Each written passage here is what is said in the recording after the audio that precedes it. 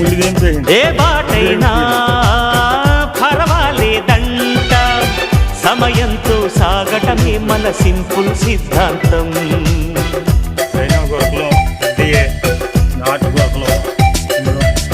చిరుగాలికి పరిమళించే సిరిమల్లెల వనమై ఉందా, గగనాన్ని నేలను కలిగి హరివిల్లుల బంతెన అవుదా.